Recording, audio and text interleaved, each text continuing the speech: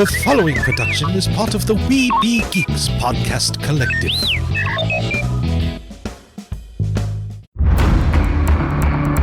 From days long ago, from uncharted regions of the universe, comes a legend. The dream that came through a million years, that lived on through all the tears. It came here, the Fandom Nexus. Fabulous secret powers were revealed to our host as he plugged in his microphone. I have a podcast! Here he is, your Spider-Pan, Jeremy.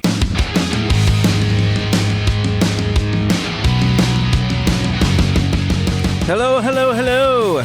You know, part of me still feels like I need to tell you to take a pixie out of your pocket and sprinkle the pixie dust around and think that happiest thought and fly away to Neverland.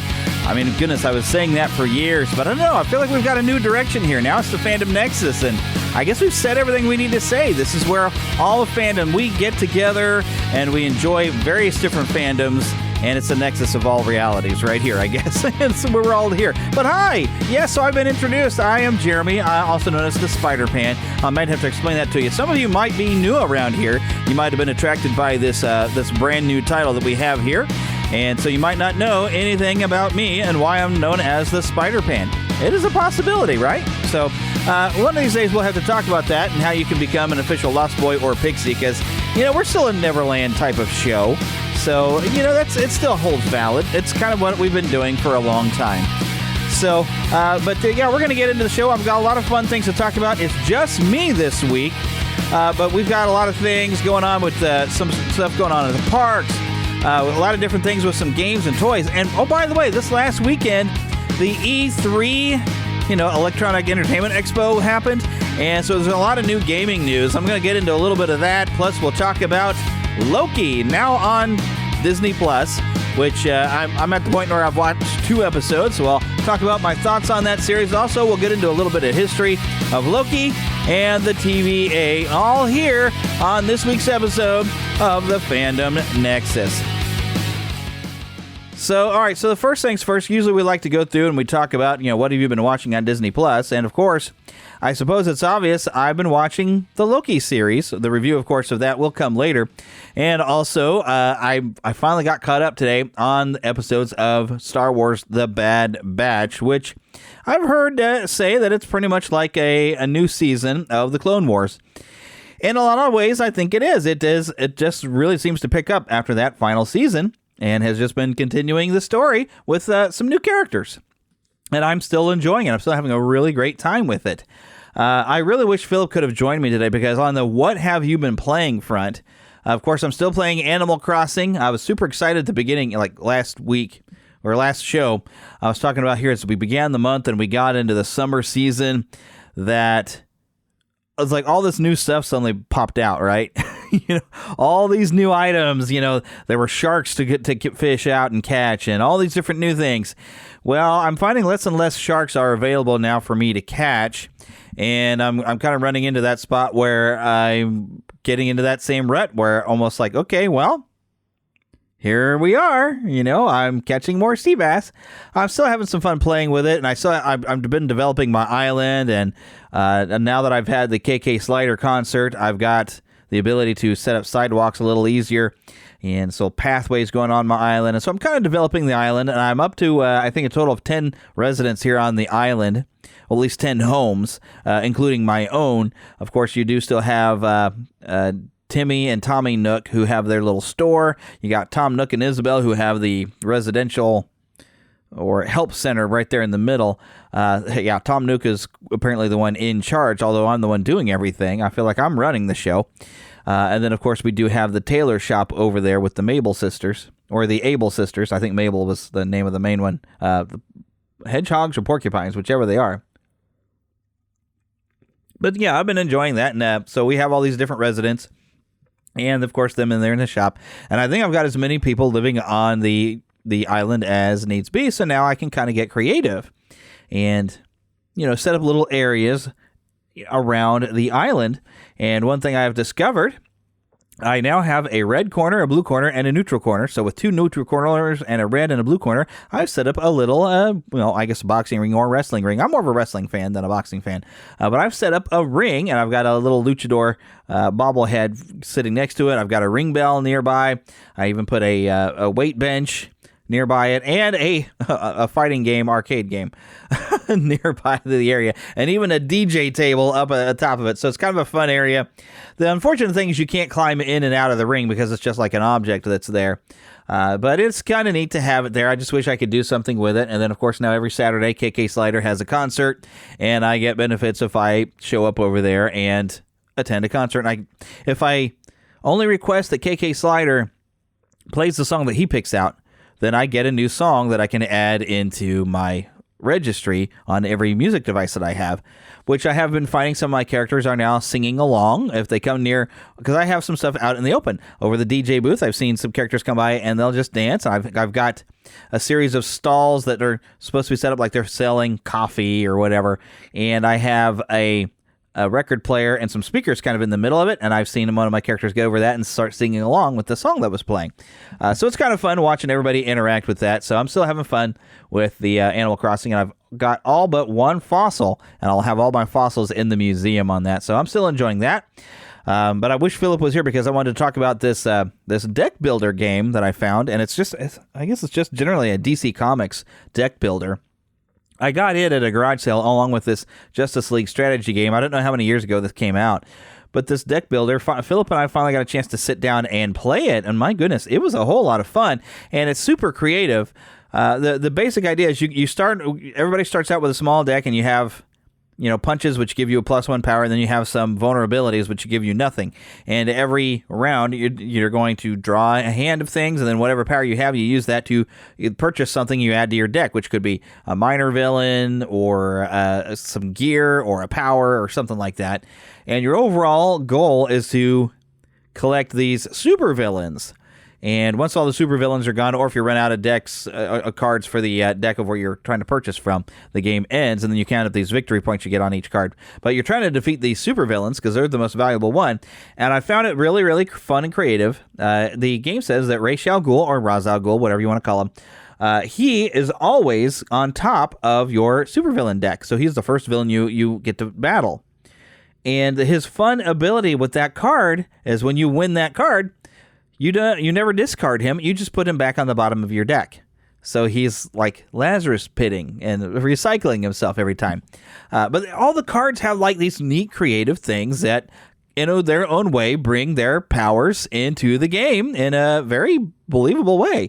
I really I was geeking out over it. I really was. I had a really good time. And I wish Philip was here to talk about playing the game with me, but he wasn't able to join me today, and neither was Eric. So it's just me. So also I have continued playing Red Dead Redemption 2, and I still need to make a video talking about my love-hate relationship with that game. I was having a lot more fun over the weekend getting a chance to play it. I mainly seem to get to play a little bit over the weekends on that one. And I'm having a lot more fun. I think a lot more things went right. I didn't have any weird physics problems, and I'm kind of getting used to doing a story mission suddenly makes me the bad guy again. But I'm trying to do as much good as I can, but for every time I do a good thing, like I help a guy who's got snake bit and it gives me some good points, something bad happens, even though I don't know why I have to take the blame. I mean, I had a guy who was just out on the beach, and he's sitting next to a fire, and I just thought I'd walk over there, say hello. I needed to rest my horse and everything anyway. So I thought, well, let me go over and talk to this guy.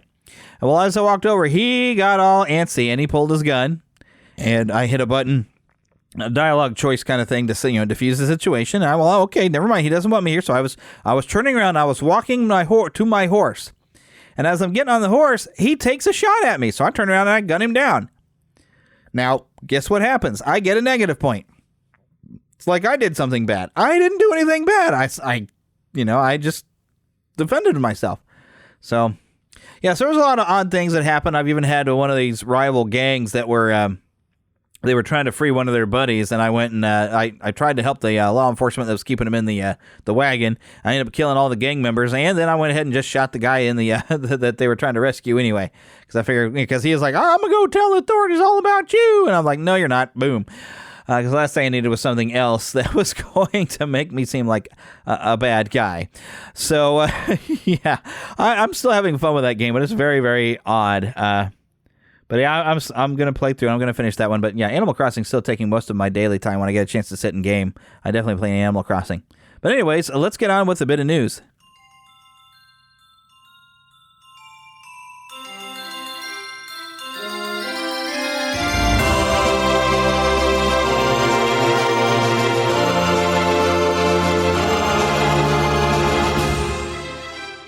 Spanning the Disney and geek universe to bring you the best in comics, toys, movies, and entertainment.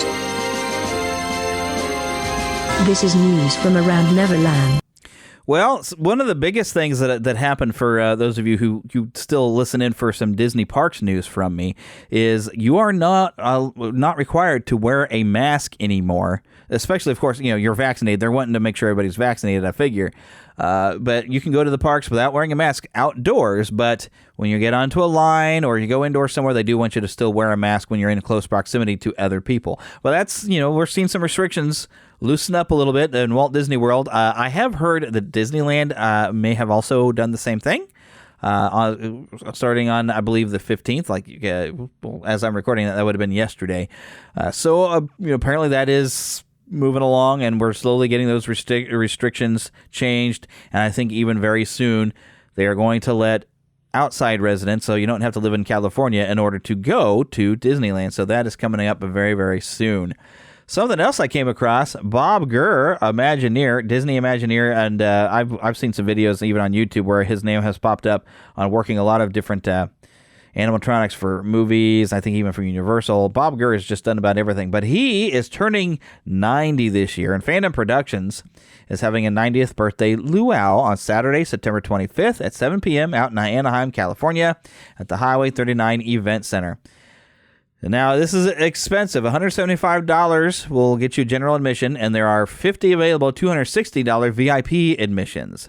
And let me read for you on the website what it says. It says, Aloha, come and celebrate 90 years of genius honoring American icon and design pioneer, legendary Disney Imagineer, Bob Gurr. Set in the backdrop of beautifully restored classic vehicles, guests at this unforgettable celebration will enjoy a luau-style buffet and a Polynesian dinner show, an ode to Disneyland's Tahitian Terrace.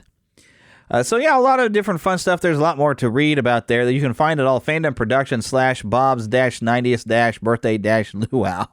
And it's even hosted by YouTube personality and star of Random Land Adventures. Justin Scard is actually going to be the MC for this thing. Man, I don't know how he landed that gig, but that is awesome. I think it's because he has met Bob Gurr. I think he's got some videos he's done with him. Ooh, look at this. There's a limited edition 90 18 by 24 print on canvas, $360. It's a really neat kind of a piece of artwork here by, I guess, Hayden Evans is the name of the artwork. And it's got Bob in the middle with a 90, and it has Abraham Lincoln, and, of course, a lot of vehicles. Looks like there's sort of a representation of the Haunted Mansion. It doesn't quite look like the Haunted Mansion, but there's definitely Disney Castle.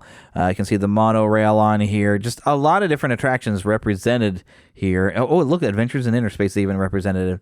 But it's available for purchase at time of checkout, and only available for pickup on the night of event, September 25th. So, yeah, if you're going to manage to be in that area, this would be a really kind of fun little event to attend. I in no way can afford it, and I'm not going to be able to be in California at that time, I figure. Anyway, other things going on. So Masters of the Universe Revelations, we did get a trailer, and of course we'll go to the trailer park later and we'll discuss that. But you know what? I think it's the only thing I have listed for the trailer park. I mean, we did have an Eternals trailer, and I forgot to mention anything of it. It was pretty cool looking. I don't know anything about the Eternals at this time, so I wouldn't have had much to say about it other than that. Well, that looked cool, and I was kind of confused. I didn't know exactly what was going on. I think when I watched it, I might have been. I don't know if I had the sound up because I remember watching it. Somewhere I was busy doing something else, and I just kind of looked over and was kind of looked at it, but I don't know if I actually turned up the sound. I should probably watch the whole thing sometime. But I'll go ahead and talk about this trailer thing now instead of going to the trailer park. But we had a trailer for Masters of the Universe Revelations last week, and it looked fantastic and amazing. The animation looks good. The style of it is very cool. It's nice to see this all going. But now here's the interesting thing. I did see Kevin Smith put a video up on YouTube, and he was talking about, this seems to be, he's tried to deny it before, but the way he talks about it, it seems like this is very focused around Teela. And I've even seen, and I don't know how legit this is, but it seemed to be legit from Netflix, giving a synopsis of the story, that after a cataclysmic battle, the Power Sword is lost, and all of the heroic characters have been scattered. And it's up to Teela to bring everybody back together and locate the Power Sword. So it sounds like this is a very Teela-centric series. At least it's going to start that way. And I don't know if this will be a continuing series. We'll get more than one season. I really don't know. But there's been a lot of people very concerned about that. It's like, hey, this is a He-Man series with no He-Man. And I can see where you'd come from that. I'm still going to check it out. I mean, it's Masters Universe, and I still enjoy Teela, and I would like to see her ascension becoming the Sorceress. And Kevin Smith was talking about how when you go to the opening, because he's still branching, and it's like a continuation of the old Filmation series. But in the opening, only three others knew the secret that Prince Adam was He-Man, and Teela wasn't one of them. And so I guess in the first episode, Teela's going to find out, and not because somebody told her, but she's going to witness something. She probably is going to see him transform or something like that, I guess. Now, my thought would be she might be upset that she was not let in on the secret. That might be part of it, and you'll have to excuse me, I'm taking a drink every once in a while. So she might be pretty upset about that, and that might create some interesting character dynamics. I don't know, but I guess some time is going to have passed, because the designs we see of Teela later, she's wearing a different outfit, she's got a different hairstyle, she's actually standing there with Evil Lyn. Not sure what that's about, but I think Skeletor is going to have one. And there's even a Skeletor figure, and I think I've mentioned this before, it's God Skeletor, or Skelegod, and he seems to have the Power Sword. So I think it's going to be very, very bad what's going to happen. But I expect to see by the end of this Teela taking her place as the Sorceress, and He-Man making a return. It has also been noted that characters are able to make contact with each other, as the old Filmation, He-Man was never punching anybody. He could grab Beastman and he could toss him or something, but there wasn't any punching or fighting.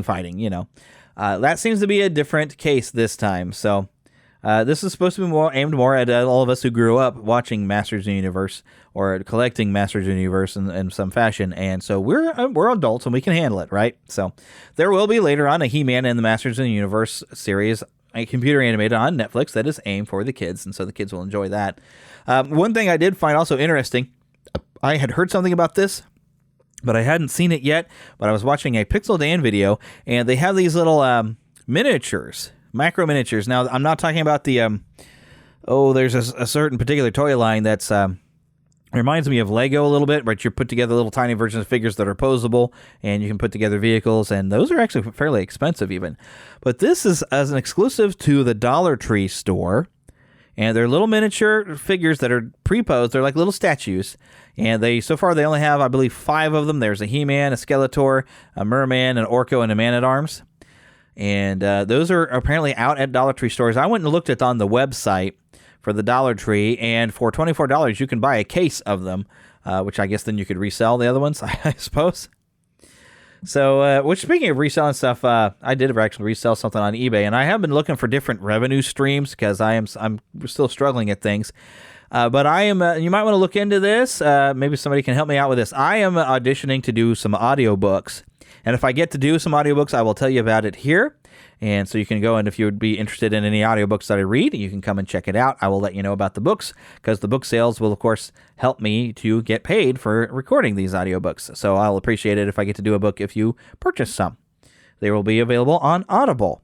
So far, I'm just working with Audible. There are other publishers I may look into, but right now I'm just doing the Audible. I just need another revenue stream because things are very tight. I'm still just working part-time in radio right now, and 2 different part-time jobs, but the other one is not quite fanning out. But anyways, I'm not here to talk about my troubles. I don't want to bring the show down. Let me just continue going. Something else that was really awesome, and it's too bad Philip's not here with me, because Philip is the one that really got me into this cartoon, Silverhawks. Did y'all watch Silverhawks? I like to joke that this was Thundercats in space. It was a Rankin Bass cartoon, and Super 7 has recently announced that they're bringing the first wave of Silverhawks Ultimates figures, which of course will include Quicksilver, Steelheart, Monstar and his robot henchman Buzzsaw. And there are some pictures up on the super7.com website. You can get a look at Steelheart. Steelheart was the female. And these are really neat. I mean, you got like a basic figure. You've got a swappable head that has, where they would flick a mask down. They would flick over their face, and the mask would be like come down for their flight. And now the old figures, they'd have kind of a cloth wings that would clip onto their wrists, and you would pinch their legs together, and their arms would come up, and it'd be like spreading the wings. This actually has some interchangeable arms where if you want their wings, you can swap out from the shoulder. And so they're mainly more posable. I do see Steelheart does come with maybe Quicksilver comes with Tallyhawk, but Steelheart comes with some sort of hawk as well. I don't recall that hawk. It has been a very long time. Buzzsaw looks very, very, very cool. Of course, he has a couple of different heads. He's coming with one with the mouth open. He comes with some sort of hawk as well. And then Monstar. Oh, my goodness. Monstar looks great. I would almost expected a swappable head with Monstar because, if you might recall, very similar to Mumra, he had like this spell or whatever he cast on himself to change himself into the full Monstar, but he was otherwise just this weird guy with this crazy hair. And I remember the old toy had a flippable head to where you would turn him from one version of Monstar to the spiky-headed Monstar villain. But these look very, very cool. I'm not entirely sure when these are going to be made available. It says to be expected in later 2021 and beyond. It has a description. Silverhawks was an animated television series developed by Rankin Bass Productions in 1986, intended as a space-based equivalent of their previous series, Thundercats, like I was saying. A total of 65 episodes were produced, leaving behind a cult following eager for more, partly metal, partly real heroes. It was a great show. I did really enjoy it, so I'm pretty excited about those. I bet those Super 7, it's going to be a bit expensive. So be prepared to really shell out some money.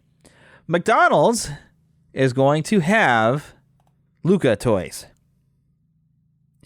Now, I don't know when there's going to be available. Let's see, but there are 8 different toys with 3 of the main characters from the film, Luca, Alberto, and I don't know how to pronounce this, but it's Giulia and Massimo. There are 2 versions of Luca and Alberto, a swimming pose, and a color-changing variant.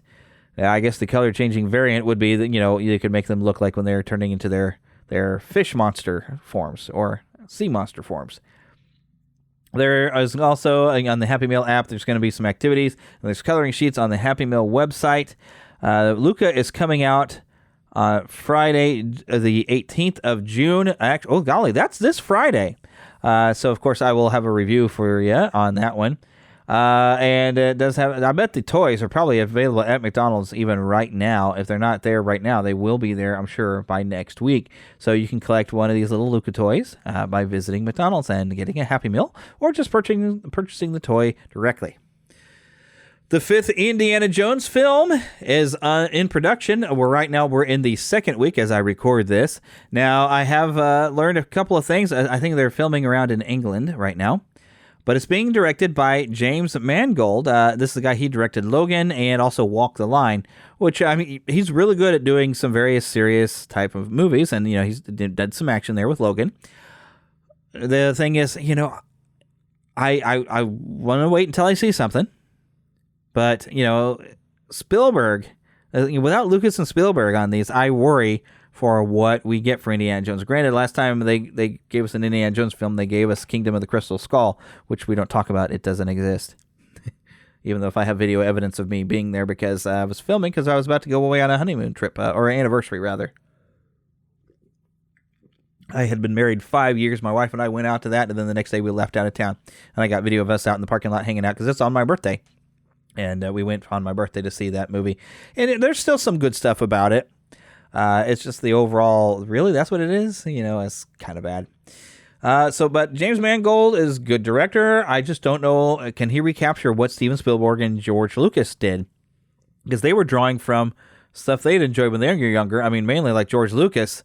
Yeah, and I think we spoke about this last week, how he really tapped into the old serials he used to like to view when he was a kid.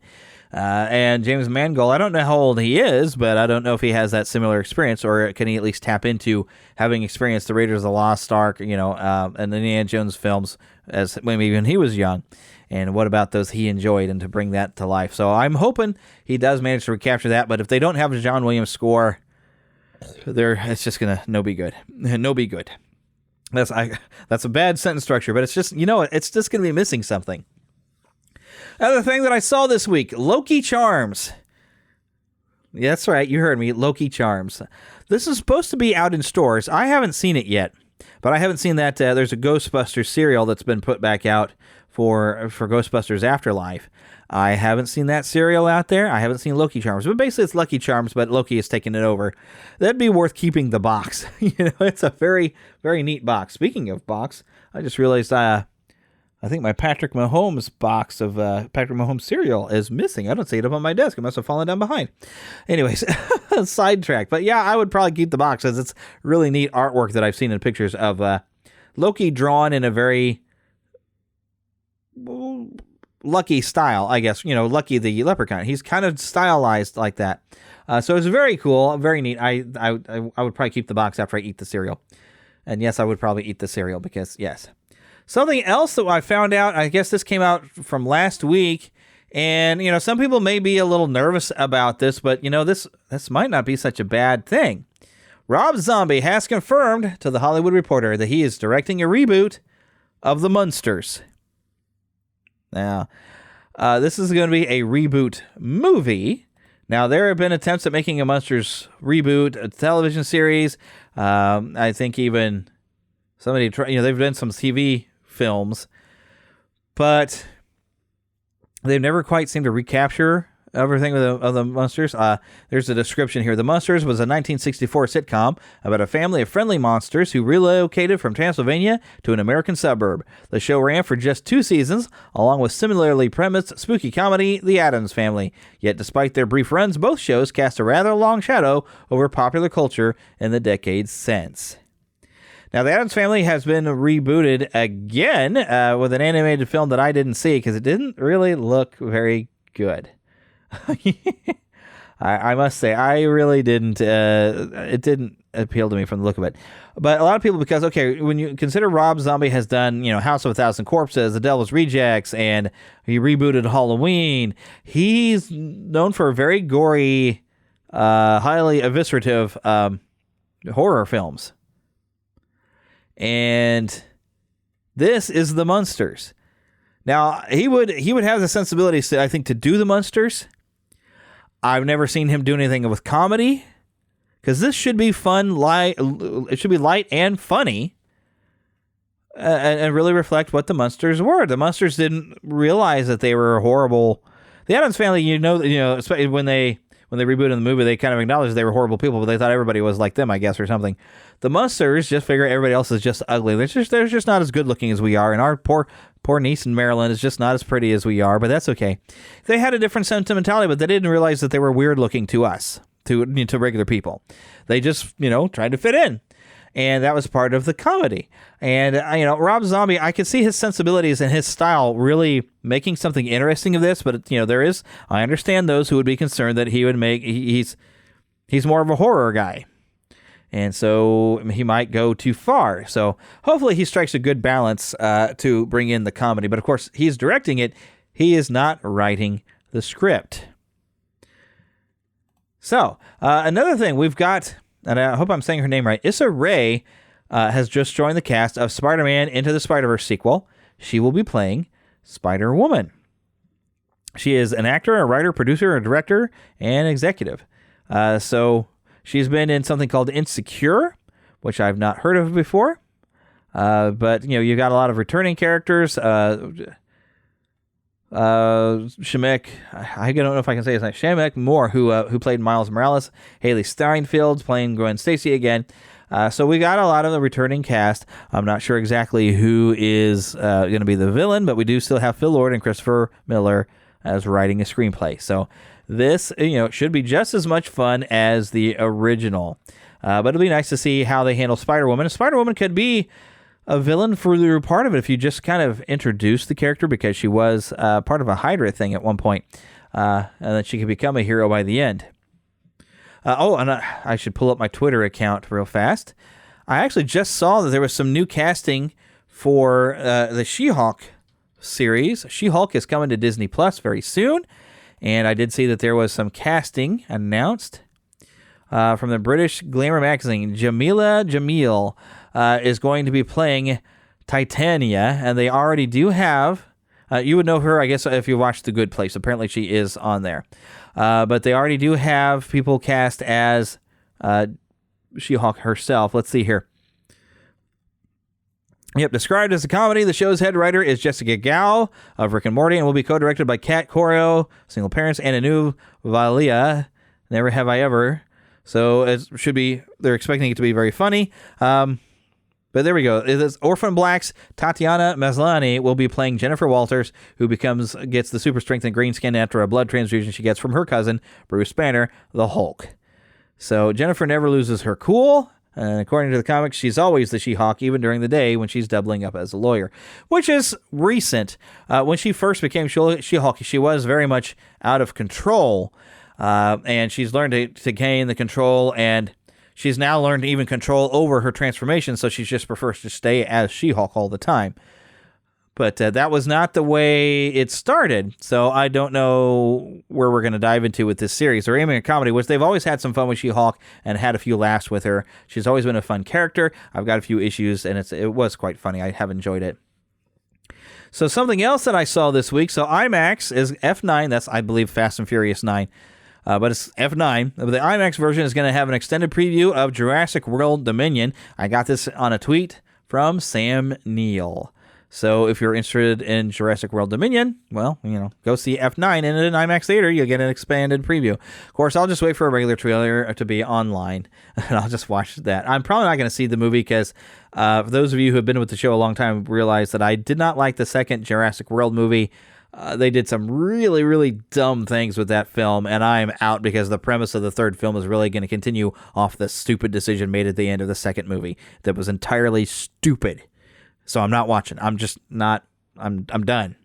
In my opinion, you watch Jurassic Park, you watch Jurassic World, and you skip the other films altogether. All right, so E3, I mentioned, happened over the weekend. And here's some things that I didn't know about that popped around. There's a Guardians of the Galaxy role-playing game coming from Square Enix. Yeah, and I got to see some game footage online. It looks like it's going to play very similar to the Final Fantasy VII remake with live combat, and you get to call in the other Guardians and to do various different attacks. You get some dialogue choices that will change and affect the story, and this is, of course, using all the characters you would know from the films, but this was written by a comic book writer, an award-winning writer at that. I forgot the guy's name, I'm sorry. But it's based around the comic book iterations of these characters. So the look of them is not going to be, we're trying to look as much like the movies as we can. They're just trying to look like the comic book versions. But this looks really, really cool. It is coming out later this year. Also coming, I think even sooner than that, is the Black Panther expansion. The whole Wakanda storyline for the Avengers game that Square Enix put out to... let's just say it hasn't been the response that I guess they expected. Those of you who have listened for a while will know I did try to play it. I got bored. I really did. I got so far up to the point where I got into the main portion of the game where you're going to do these particular missions where you go for this table and you pick a mission, you go off and do it, where it would have interacted to be an online thing. And it wasn't as much fun. It just working my way to this point was more fun than this. And I've lost my 90 days that I was going to get to play that for free. So I'm not going to buy it, that's for sure. So I'm probably not going to be playing the rest of that. And I was having more fun with Red Dead Redemption 2 and Animal Crossing, really. So, yeah. Also, probably it's going to be an Xbox exclusive because Bethesda is a Microsoft company now. But they've had something called Starfield, which I've seen just a little bit. And they said this is almost going to be like Skyrim in space. It looks really, really cool. I don't know much about it. This was sort of a new thing, but this is one of the things they're expecting to be very, very, very cool. Nintendo had a heck of a showing. They're bringing back Monkey Ball. I think they're remastering it. in a collection, if I'm understanding what this is supposed to be. But some sort of monkey ball game is coming very, very soon. But I also found out The Legend of Zelda Skyward Sword HD, July 16th, is coming to the Nintendo Switch. I do intend to pick this one up. I do own a copy of it for the Wii, but I never finished it. I was not good with motion controls, and I was like, well, maybe one day they'll put it on the Switch, and I'll have an opportunity to play it without motion controls. Well, this seems to be my opportunity, so here it comes. Now, I'm hoping Twilight Princess gets moved over. I love that game. I still have it on my GameCube downstairs, but the GameCube connects to a television very differently from the HDMI cables that my television requires me now. And I do have an adapter, but it doesn't quite look good through the adapter playing my GameCube. So, and I would like to get, I know they remastered and put an HD version of Twilight Princess out for the Wii U, and I figure, okay, well, can we just bring that version over to the Switch, please? Because I'm not going to buy a Wii U. Thank you very much. But there were some other things they announced with Nintendo, and I was watching a video about it today, and now I completely forgot what it was I had been looking at. But let me go. They had a video. If you have a Nintendo Switch, you can go into the news, and they have you can even watch this on YouTube, Nintendo Direct, all the E3. But Metroid Dread, and they had a trailer for this. They're calling it like Metroid 5, because I guess Metroid 4 was Metroid Fusion, which was a handheld game only, so I've never gotten to play that one. But Metroid Dread goes back to the roots, to a 2D, although it looks very good and has some 3D cutscene stuff. But it's a platforming style game in the tradition of classic Metroid, although they do say the Metroid Prime series is not gone. Okay, they're going to do some more Metroid Prime. Also, they had a nice trailer for the sequel to Legend of Zelda Breath of the Wild, and that looks very, very cool. I think I will definitely have to check that one out. They've also mentioned Kazuya from Tekken is joining Super Smash Bros. Ultimate, which I need to get a copy of that one. I actually do not own that one. Also, there's going to be Super Mario Party. I guess it's just the Mario Party Superstars game, which they're collecting the Nintendo 64 games together, and you're going to be able to play online with Mario Party. So Mario Party Superstars. A lot of neat things coming out from Nintendo, and I've had a lot of people saying, oh my goodness, I think Nintendo won E3. Other things I've seen, and this will be on the Nintendo Switch as well, and Diablo 2 Resurrected. As far as I can tell, this seems to be a remade version of Diablo 2, which is good because I never got to play that one. Also, Far Cry 6 was shown. I have only played one Far Cry game. I played 3. Yes, I played 3, and I had some fun with it. It's definitely more grown-up oriented. There's some language and things in that game that I must say. But yeah, I did. It was a pretty cool game. But 6 is on the way. I need to play 4 and 5 before I can play 6. It might be a while before I get there because I do have, Red Dead Redemption 2 I'm trying to finish and some other games I want to play. And I have been encouraged that I really need to sit down on Fallen Order, Star Wars Fallen Order. Plus, I never finished Kingdom Hearts. I got stuck on that one a long time ago, and I just walked away from it. I wasn't having as much fun with that game as I thought I would. It's still pretty neat because of all the Disney characters. And I would like to go and play that. And I do have that collection that's got like the first 2 games plus all these mini games. And then if I get through that, at some point I can play Kingdom Hearts 3, which really also looked awesome. But yeah, I got a lot of things I really need to get into. But I do also have a list of all these different things that were announced. There's some sort of an Avatar Frontiers of Pandora game coming out, which I guess we can mention here because it's a Disney thing, right? Sure we are. Back 4 Blood is going to be released October 12th. Now, my thought with that, and I want to look this up, that might be sort of a sequel to the Left 4 Dead series. That's coming out October 12th, which seems like a good time to do it. Also, there's an Xbox mini fridge, apparently. I don't know exactly what that is, if it's really a refrigerator. Of course, when I clicked in there, I'm on Xbox's YouTube page when I clicked over to try to see, is this going to be an Xbox exclusive, this game that I was just talking about, the Back 4 Blood? Maybe it is. Goodness. All right, but we got a Forza Horizon 5. There's a lot of stuff that I think these are a lot of Xbox exclusive where I'm looking at this. There's a Nerf Ultimate Championship coming next year. That's kind of fun. A Black Panther, of course, we already mentioned being introduced to the Marvel's Avengers in August. Yep, I think this page has everything I've already covered. So I'm going to move on. Well, we don't need to go to the trailer park because we already talked about Masters of the Universe, but we do have a TV review. So I'm going to hit this button. Mama, now the game. Yeah, see, I don't have a button for doing movie reviews right now. I don't. I need to make a new sounder, I believe, for that. And we're not really doing a movie review. This is more of a TV review. And see, I've lost these sounders when I lost everything on the hard drive. I didn't have them backed up. But, if hopefully sometime by the end of this month, I'll be able to send this to a friend of mine, and he thinks he might be able to save it. He's a tech guy. So I hope he will be able to get it to where it'll work again. And then I'm going to copy all these files over and, maybe have these things backed up somewhere. A little bit better than I did before. But so, Loki.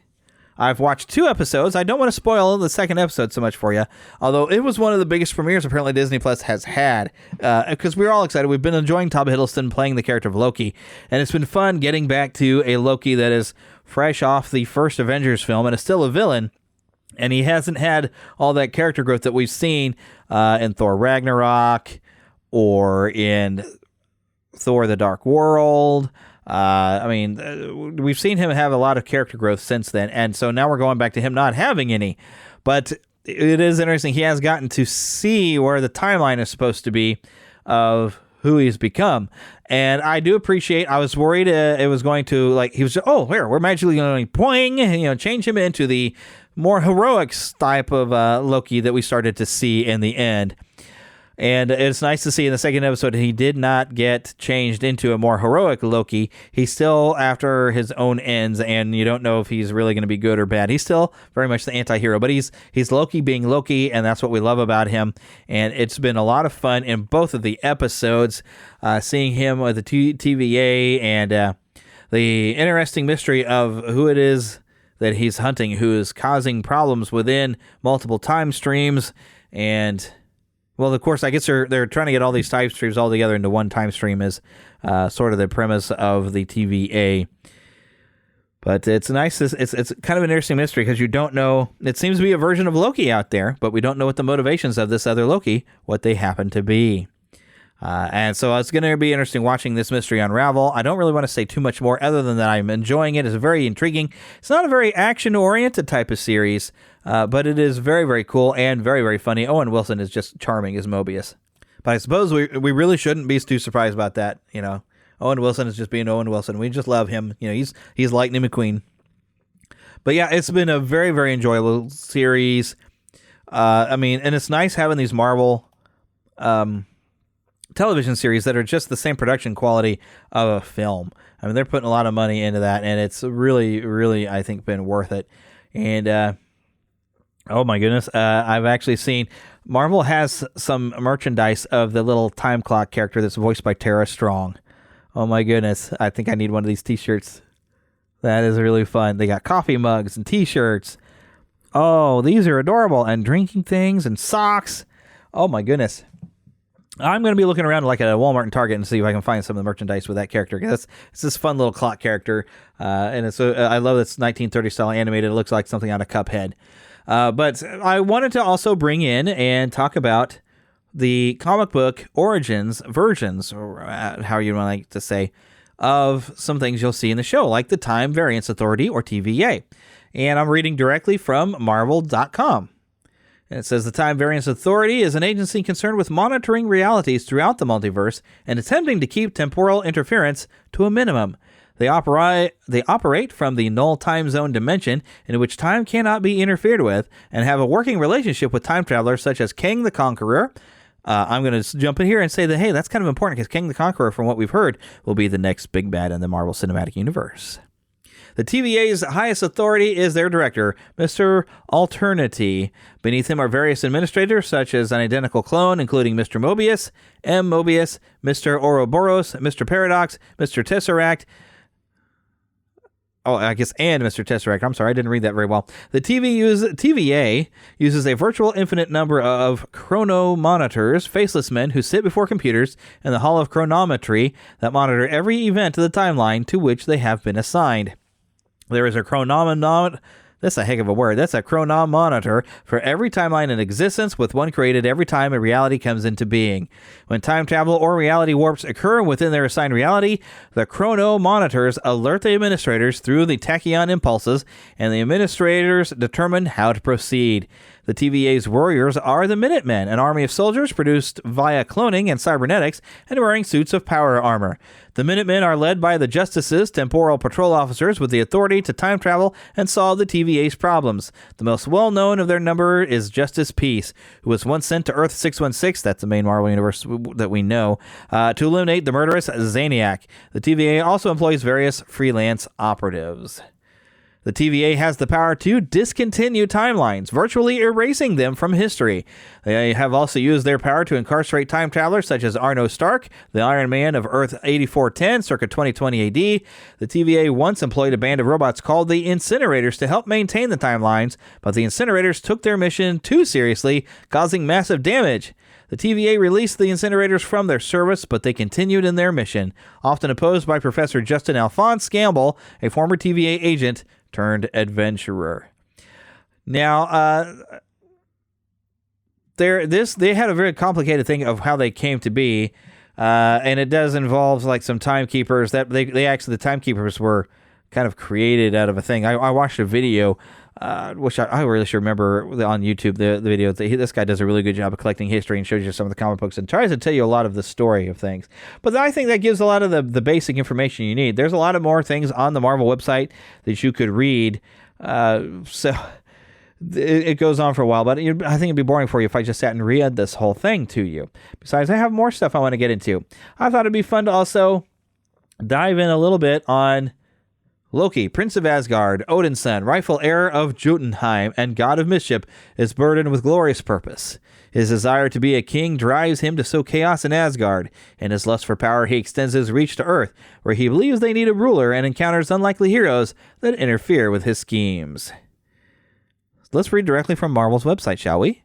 The ever-scheming Loki, raised as the son of King Odin and Queen Frigga of Asgard, is resentful of living in his brother Thor's shadow. Loki studied magical arts, earning the God of Mischief title, while his brother pursued physical prowess. Believing himself to be the rightful king of Asgard, Loki schemes to undermine the God of Thunder's ascension to the throne, desperate for his father's approval, and to be seen as an equal to Thor. During Thor's banishment to the realm Midgard, Odin revealed Loki's true parentage. Ages ago, Odin fought and defeated Laufey and the Frost Giants of Jotunheim in a great war. Abandoned and left for dead as a baby due to his diminutive size, Odin took Loki, his son of Laufey. He took in Loki, a son of Laufey, to Asgard to raise him as his son and prince in order to one day unite the Frost Giants and the Asgards in peace. Furious that he'd been lied to all his life and used as Odin's political pawn, instead of loved as his son, Loki set on several paths to prove his worth of the throne and superiority over Thor. Now, one thing I did find very interesting, once again, also in the video, the guy on YouTube who goes through and he likes to go in a lot of history. And I think what I'm looking here, I'm looking at the on-screen version of Loki. I need to go look at in the comics. There we go. All right, let's read his bio. But when I go to the bio, it goes to his on-screen. The website that I thought I had for all this is not quite working out. So there was a thing I did see on this video, and I really should remember the guy's name. He does a really good job of giving some Marvel history. Loki, essentially, like a dead version of himself, came back and actually kind of guided Odin to find his baby self. So he actually kind of caused it to happen along the way. So this is kind of interesting. He kind of caused himself to be this way. So let me read a little bit of now from I finally found the comics thing here. In his ongoing efforts to launch the start of Ragnarok, Loki joins forces with the mortal villain Norman Osborn, yet remains unsuccessful once again. At various times, Karnilla, the Norn queen, has helped Loki get out of certain circumstances, but her love for Balder often gets in the way. Amora, the enchantress, stands alongside Loki in his numerous attempts at defeating his brother Thor. When the trickster unintentionally forms the Avengers, Amora is one of his chief pawns in exploiting Thor's weaknesses, while in the guise of human Dr. Donald Blake. And one thing also in the video that I had seen, Hera in the MCU, we did see her, as the goddess of death. Am I saying the name right? I believe it was Hera, but that's actually one of Loki's children. Loki has some children, yes. And let me see if I can find that listed over here. I mean, Loki has been around a long time and done a lot of different schemes, and so it's hard to go through finding all of this, because, yeah, he did end up... No. Wow, okay, this sounds very unprepared, because I was looking at the wrong page this whole time that I'd read from. I didn't realize it was mainly going to focus on the cinematic version. So they're once again on the Marvel website. You can read his entire history in comics, and it's got a lot of different stories. Let me jump in here. It says, as a young child, Loki's pranks on his brother Thor were nothing short of vengeful. Knowing Thor was attracted to the golden-haired sword maiden Sif, Loki set out to cut off the young beauty's hair as she was sleeping. Assuming that Loki was responsible for the malicious act, Thor demanded he restore her hair. Now, part of that restoration, he thought, Loki, I remember seeing this in the video, Loki thought it would be honorary of him to give her black hair, but Thor actually liked Sif better with the dark hair. So it backfired on him. Here we go. I think this is, yes, here we go. After using his magic to escape from jail, Loki proceeded to turn his back on Asgard and its people.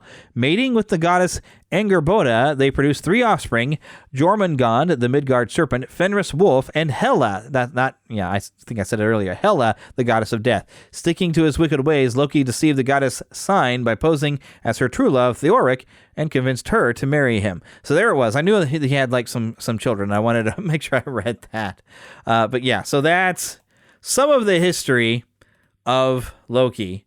There's a lot of stories that could be told about it, and the Marvel website has a lot of information that really you could read up on Loki. But I wanted to talk a little bit about Loki and a little bit about the TVA to give you a little bit of backstory on what they're like in the comics. There's a whole lot of history on it, but I could spend the entire podcast talking about it, and I don't think you want to hear me reading to you the entire time. But if you do want to hear me read, hey, you know what? I'm auditioning to read some audiobooks. So, you can come and purchase one of these books if I actually get chosen to read some audiobooks. I will let you know how that works out. But I need to wrap this up here, so I thank you for listening. I hope you enjoyed this. It's nice to actually have another episode out almost within a week, a little bit after a week from the last one, because I've been kind of every 2 weeks. I want to get back to weekly. Part of my brain has even thought it would be fun to do this as a daily thing, but I don't know that I really have that kind of time to daily have something to share with you. But it would be an awful lot of fun to do a daily format. But I want to get back to that weekly format. Remember, of course, we do have a Patreon page. You can find a link on our website, neverlandpodcast.com, or go to Patreon/Neverland Podcast, of course, patreon.com. We really could use some backers because money's very, very tight right now. We're kind of struggling with, ever since COVID. I have not fully gotten back to where I was before COVID happened. And I don't know when I will be back, but I'm working my way back. But I could still use your help to, I need your support really to keep this show going. Otherwise, I may have to move this thing over to Anchor. And I don't know if you all want me to do that. It would be really complicated and messy. But I want to give some thank yous. You hear in our new opening, you hear Karen Kennedy, you hear Ricky Pope of Christian Nerds Unite, and Darren Wilhite of the Wilhite and Wall Show, which is a, I believe, nationally syndicated radio program. It's what we carry up in the radio station I work at in Cameron, Missouri. And I don't know that I have music really to cue up to start playing right about now, but this would be a good time to have some music as we out-cue our out here. Make sure you come back next time. Tell your friends about the show. Make sure, hey, we're on Twitter at Neverland PCast. I don't get a lot of stuff I do on Twitter, but Facebook, we have a fan page and a group for you to join that you can come and interact with me and other members of the show. Mainly me, though, because I seem to post up there more often. We're getting another fellow who keeps posting in the group, sharing some interesting stuff. He's going into Disney parks and doing some fun things, and he's been sharing with us in the group. So it's definitely worth coming and joining. Oh, you can also leave us a voicemail, 816-226-6492. And, of course, the Neverlanders on our website. You can join us to officially become an official Lost Boy or Pixie. You just got to be able to pick out a nickname. So, yes, come and check us out in all our different places. And come back next week. And once again, I feel like I have to explain it. But, hey, get lost in an adventure and find yourself. We'll see you next time.